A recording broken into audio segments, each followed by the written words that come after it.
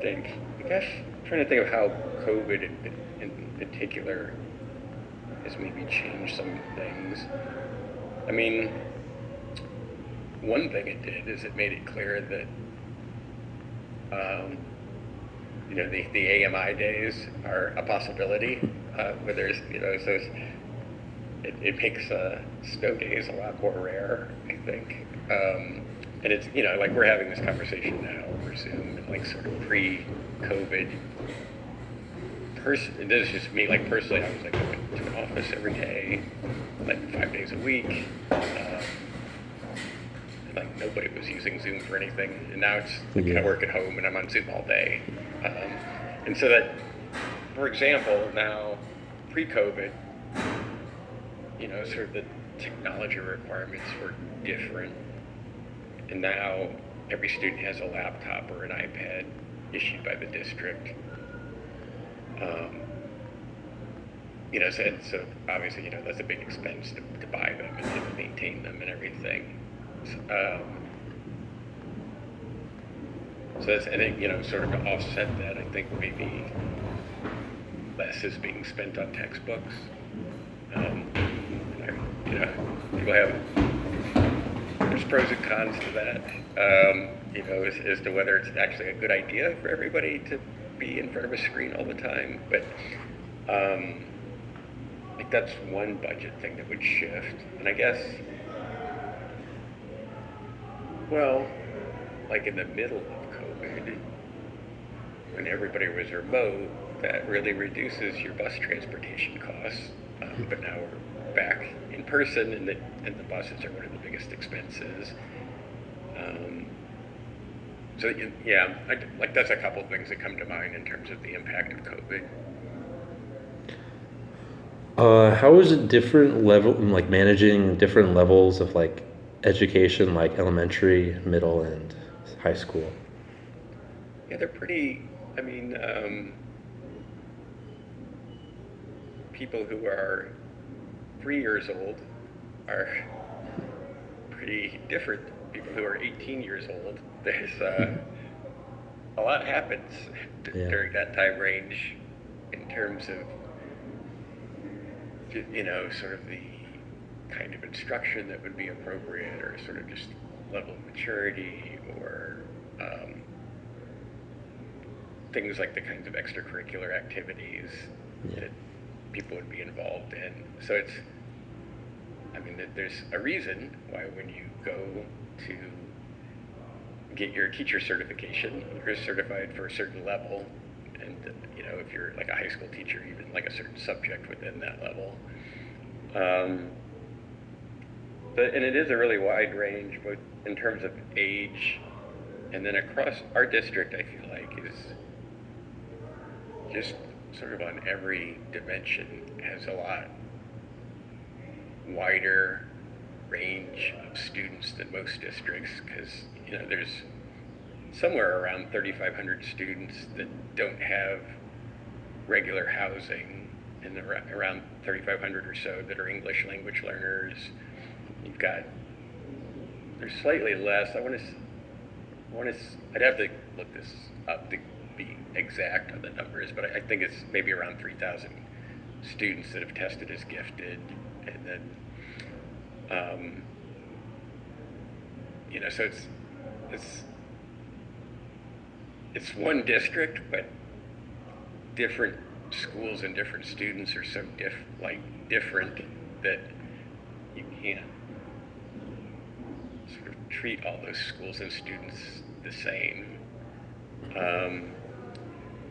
It makes it challenging. I mean, and there's a lot of overlap too. I mean, which is to say that if you're like, you could be gifted and an English language learner, or and also there's, again, I think it's around 3,500 students have IEPs, and each of those IEPs are like, they're individual. That's what the I stands for. So it's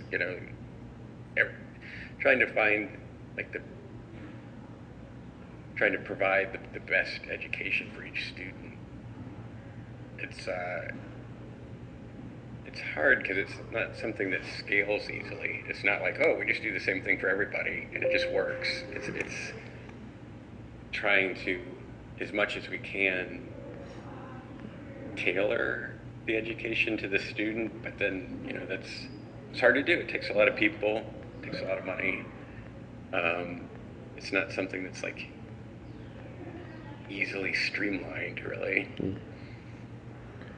Does the school board like put like any limitations on like how the funding can be used, or is it like split up between like extracurriculars, like things that like are needed to like run the school, like transportation and supplies, and like actual like classes? So pretty much everything is earmarked for a specific purpose. Like there's all these different, and I'm not an accountant. I have like just the vaguest notion of sort of how this. I've seen the spreadsheets and everything, and there's like a specific account number basically for like everything, and sort of everything has to be charged back to like a certain fund. So you can't just sort of like willy-nilly kind of like decide to move stuff around. Most of it, I believe, is in the general operating budget, like where it comes out of. But then there are also some like other sub accounts. Like the general operating budget, if I remember right, includes like the biggest expense is the teacher salaries. Yeah. And that's in there in the general operating budget. But then, like as an example, capital improvements are treated pretty differently. Like so, and in particular, there was a bond issue called Prop S that I think was passed in 2023, and it raised millions of dollars to do things like put air conditioning in, or to like fix the roofs on buildings. And we're coming up on the end of that funding, but it's, as an example, you can't just like decide like I'm going to use the Prop S funding to like buy basketball jerseys for people. Like it's got to be used like for the buildings. Okay.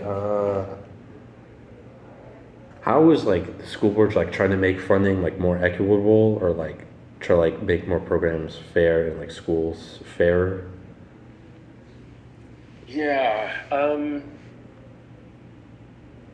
Well, as a school board member, I mean, the one thing I try to keep in mind is people say the squeaky wheel gets the grease or the oil, and it's like you'll have certain parents from certain schools that are like very sort of demanding about what they want for their students, but that doesn't mean like it's not fair to just listen to them. Yeah. Because there's so many other students out there that maybe don't have somebody advocating for them. So it's keeping in mind what is going to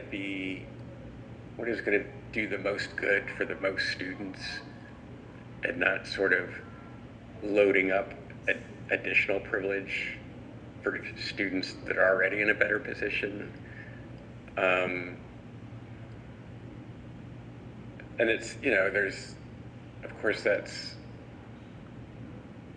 are like different ways to frame it, whether that's like geographically, sort of North City, Central Corridor, South City, or Black students, white students, or like across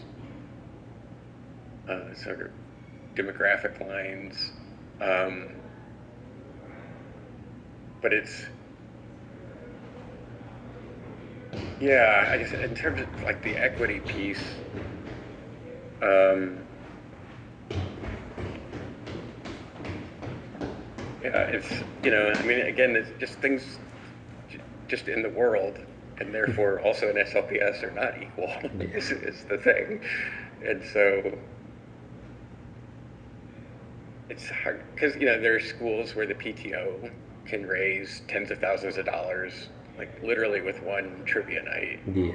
And there are other schools where they can't do that. And so it's important to kind of make sure that we're filling those gaps. And there's like the St. Louis Education Fund helps a lot. It's a separate nonprofit organization that helps fund different things in SLPS.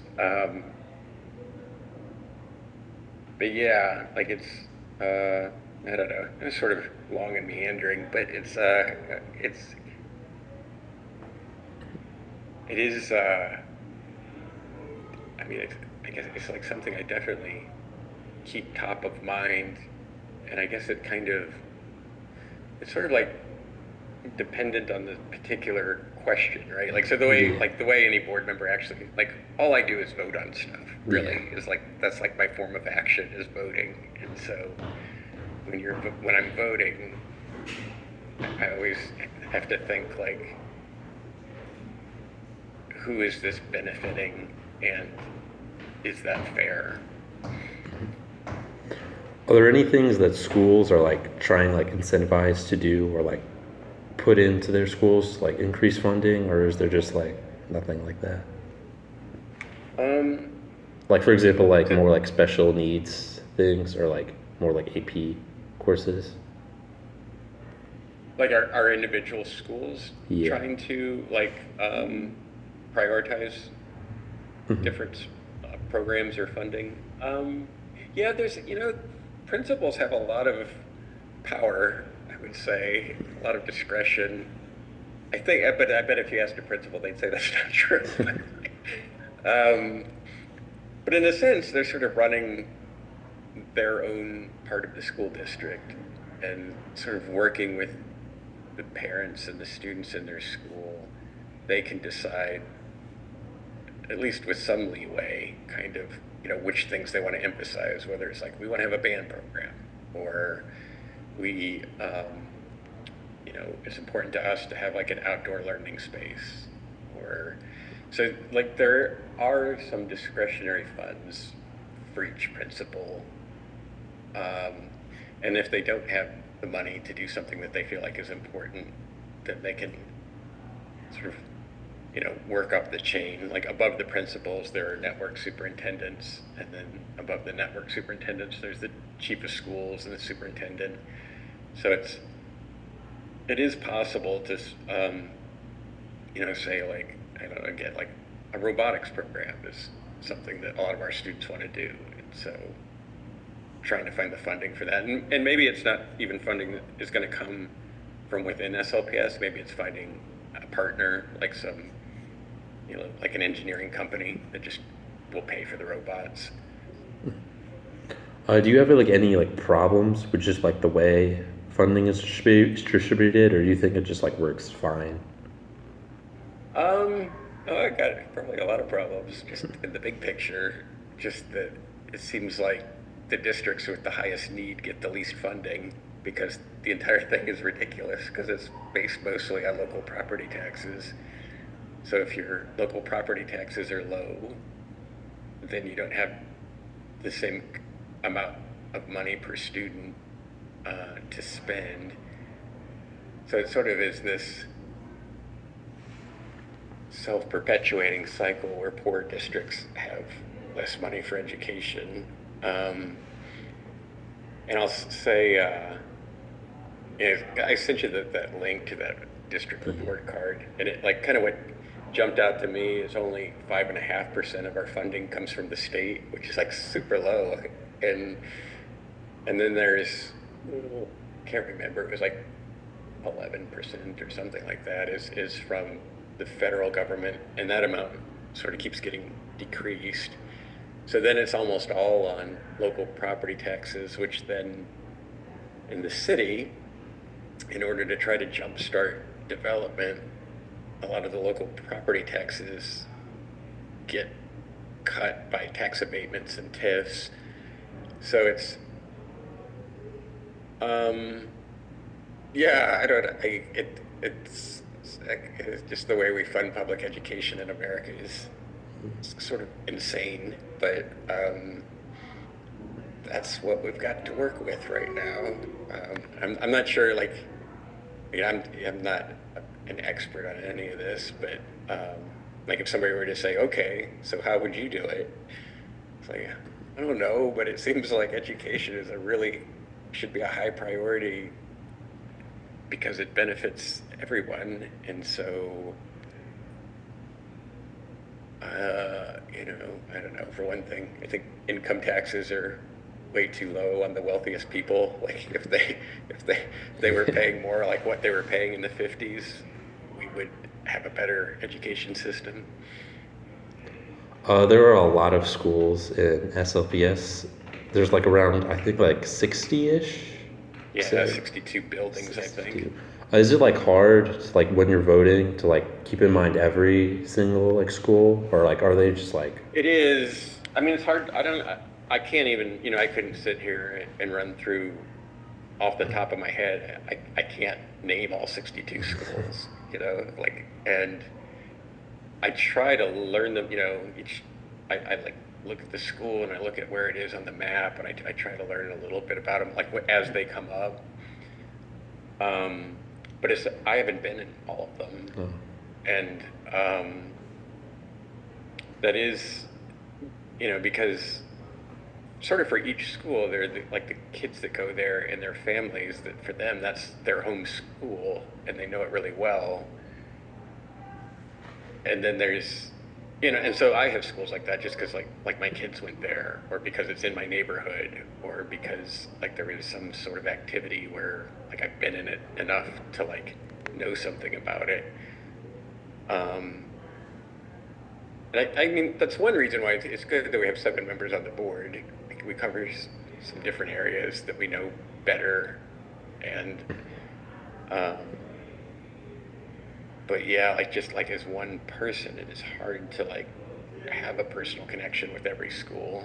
Like, and again, it's like, I've been in St. Louis for a long time, since 90, I moved to the city in 97, I think. Um, and I've been involved in a lot of nonprofit organizations and things where like we meet at the schools or whatever. And again, still I haven't been in all of them, and so it's uh, hard to know, like until somebody makes a presentation to me, like what each school needs. I see, wait, let's see. Uh, let's see, I don't think I have any more questions for you. Well, they're all good questions. So cool. So it's for a class at school, is that right? Yeah, for IB Global Politics. So are you doing the full IB program? No, I'm just doing this class this year. This class? Yeah, my my wife was in the IB program at a school in Florida, and so she thinks it's like super great because that's what she did. Um, my son was at Metro for a year. I don't think I mean, just freshman year, so it's like I don't think he even took any IB classes, but yeah. Anyway, good luck, and yeah, I guess if you have any follow-up things, I'm around. Okay. I'll talk to you if I need anything else, but thank you. Cool. See ya. See you.